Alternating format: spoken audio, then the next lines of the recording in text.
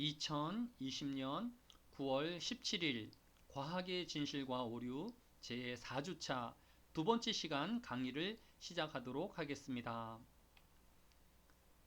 앞 시간에 이어서 유물론적 세계관과 유실론적 세계관을 비교하여 보면, 먼저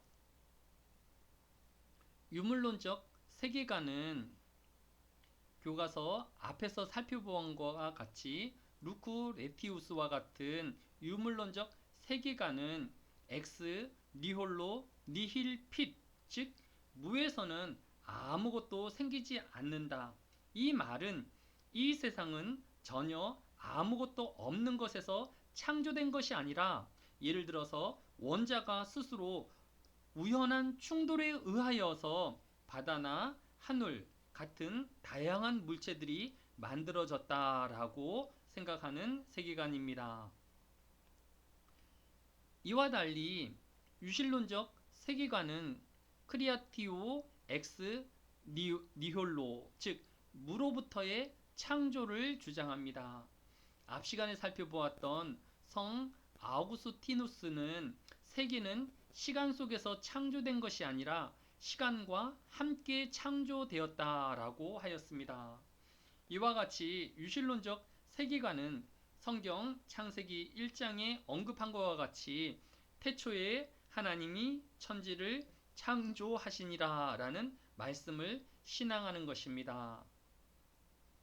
기독교 정신으로 설립된 백석대학교에 입학한 여러분에게 교양 과목으로 과학의 진실과 오류라는 과목이 개설된 이유는, 인간은 죽음 이후 아무것도 존재하지 않으며 치매나 사고 등으로 인간 이성이 제한된다면 차라리 자유의지로 자살하라고 강요하는 유물론적 세계관의 한계에 머무르지 말고, 또 논리적이고 과학적인 사고와 그 결과물을 무시하거나 일방적으로 배척하는 유실론적 세계관에 대한 균형 잡힌 사고를 갖게 하기 위함입니다.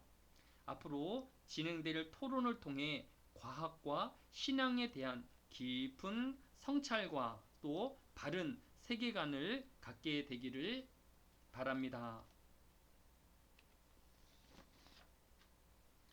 이번 시간에 다룰 내용은 앞 시간 루크레티우스의 사물의 본성에 관하여에 이어서 교재의 저자가 인류에 영감을 준 책으로 소개한 두 번째 책인, 또 단원의 제목이기도 한 제6장 서양 최초의 과학 백과사전 플리니우스의 박물지입니다. 교재 59페이지 첫 번째 줄에 보면, 기원전 8세기 이탈리아 중부의 테베르강 유역에서 시작한 로마는 기원전 30년경에는 고대 그리스 전통을 이어받은 헬레니즘 문화를 이끌던 이집트와 지중해를 정복하였지만, 고도한 철학적 사유를 발전시켰던 그리스 문화는 오히려 로마인들의 정신세계를 잠식하였습니다. 그리스어를 말하고 쓰는 능력은 진정한 로마 교양인들이 갖추어야 할 덕목으로 여겼습니다.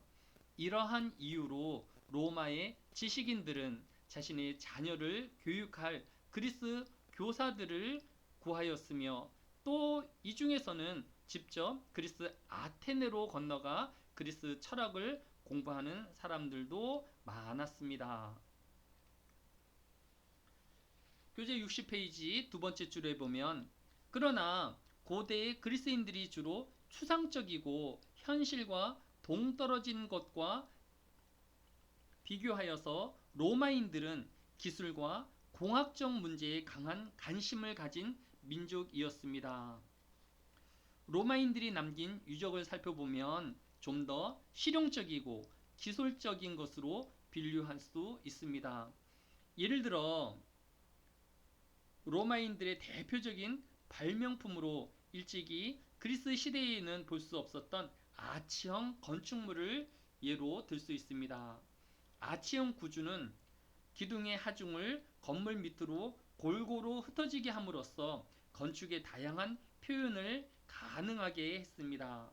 로마 제국의 도시들 어디에서나 볼 수 있고 견고한 건축물과 상하수도와 같은 설비들 그리고 강력한 군사 조직은 로마인들의 기술적 수준을 잘 보여주는 증거물이라고 할 수 있습니다.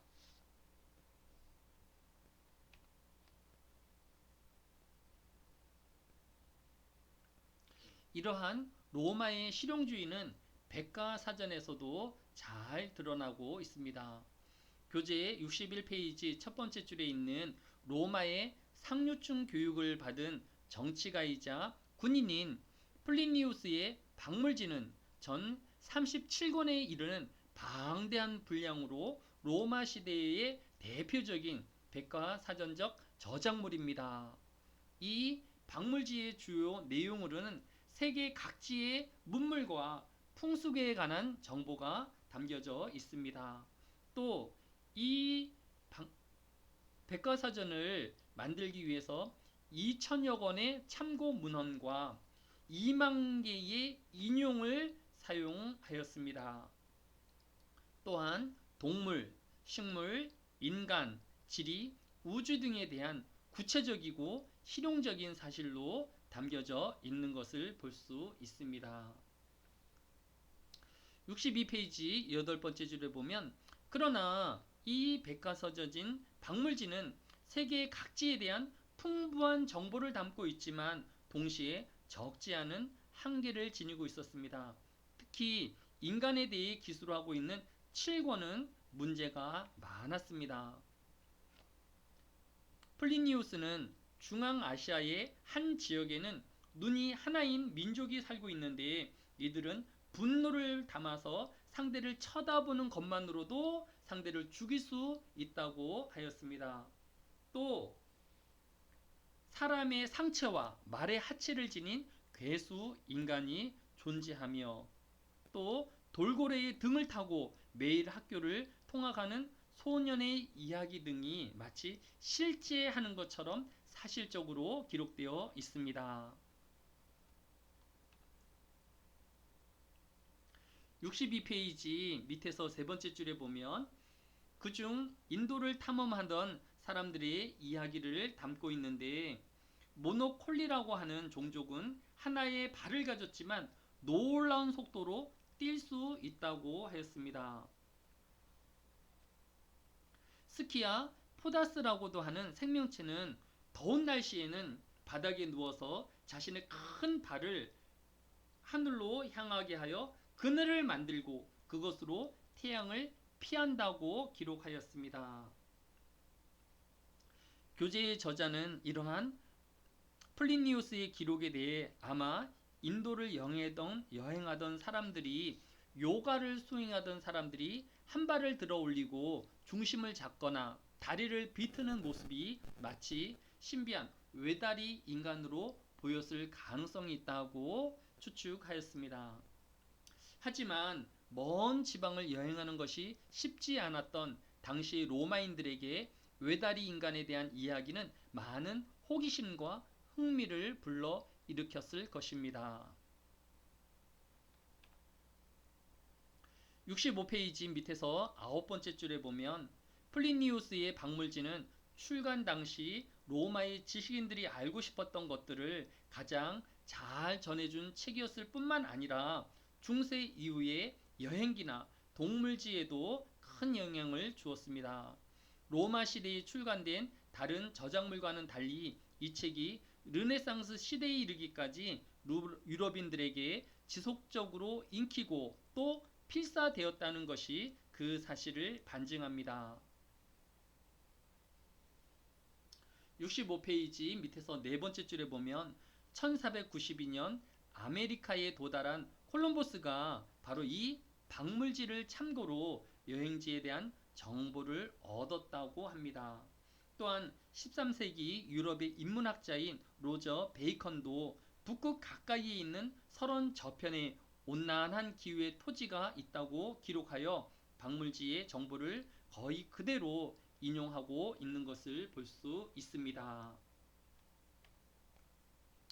교재 66페이지 첫 번째 줄에 보면 1469년 이탈리아 베네치아 인쇄소가 출현한 해에 처음으로 출간되어진 과학 서적이 바로 이 박물지였습니다.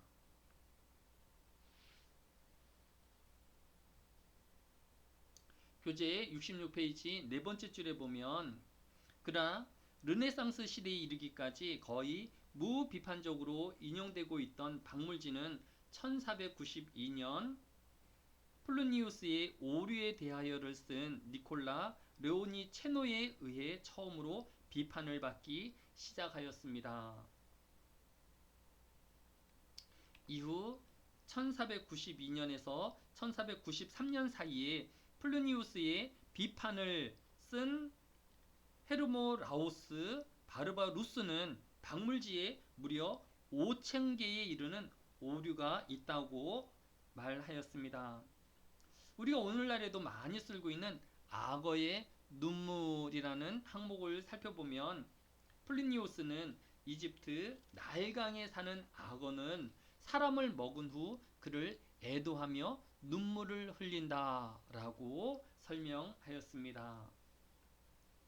오늘날에도 이러한 악어의 눈물이라는 말을 자주 사용하는데 이것은 악어가 감정이 있어서 눈물을 흘리는 것이 아니라 오늘날 과학자들이 밝혀진 바로는 이것은 악어의 생리학적인 반사작용에 의한 결과라고 이야기하고 있습니다. 즉 악어는 다른 동물들과 달리 눈물을 분비하는 누선과 침을 분비하는 타액선이 가까이 붙어 있기 때문에 이렇게 거대한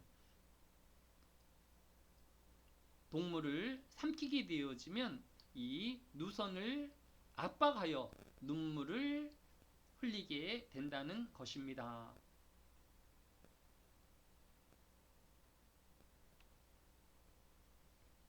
66페이지 밑에서 다섯 번째 줄에 보면 플리니우스는 79년 8월 24일 봄베이를 덮친 베수비오 화산 대폭발 사건 당시에 근처인 나폴리만에서 함대 사령관으로 재직 중이었습니다.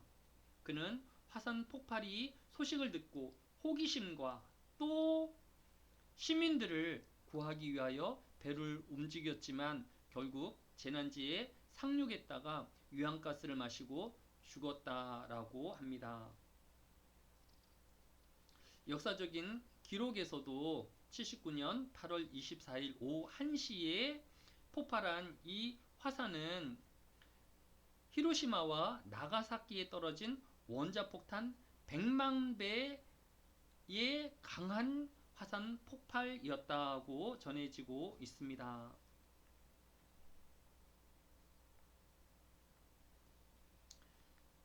봄베이 시민 2만여 명 중 절반은 탈출하였지만 시간이 흐를수록 바다에서 대형 파도가 덮쳤기 때문에 수많은 사람들이 피하지 못하고 3m 높이의 화산지에 덮여 모두 사망하게 되었던 것입니다.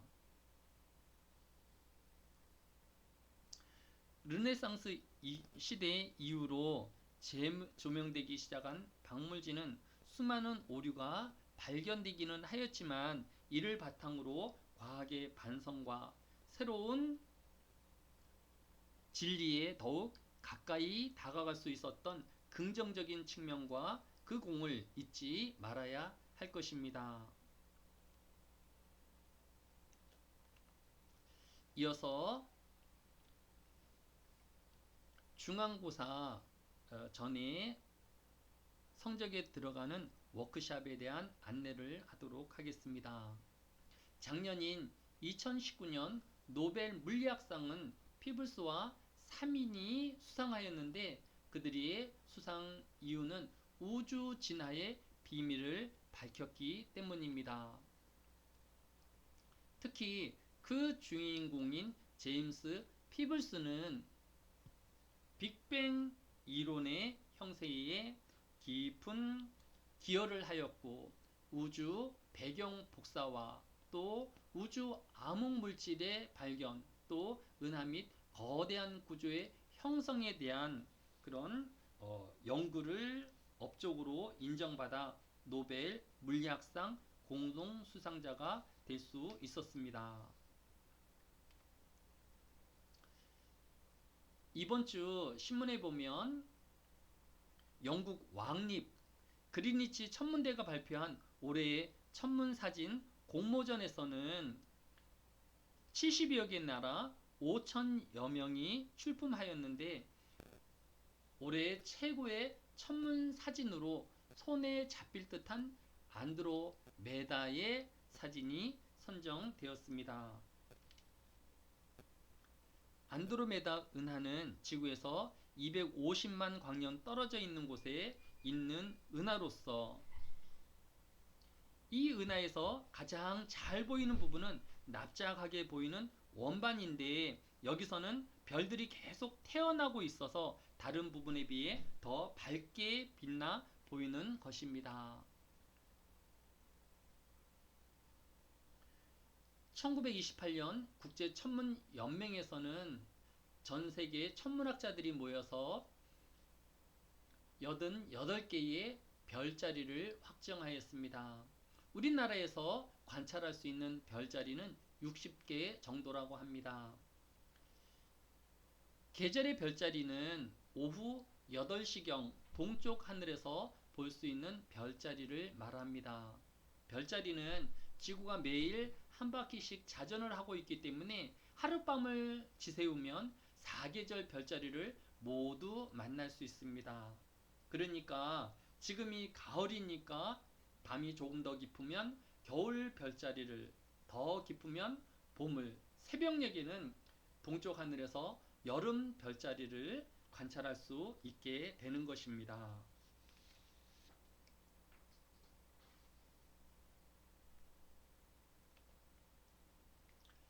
지금 오후 8시경에 볼 수 있는 가을 별자리입니다. 여러 힘든 상황들이 있겠지만 가끔은 맑은 가을 하늘의 별자리를 바라보면서 인류와 함께 진리를, 과학을 탐구하며 또 연구하였던 또 상상의 나래를 펼쳤던 그 마음을 가져보기를 또 여유를 누리기를 기대해 봅니다. 자세한 내용은 토론 게시판에 과제를 담아 놓도록 하겠습니다.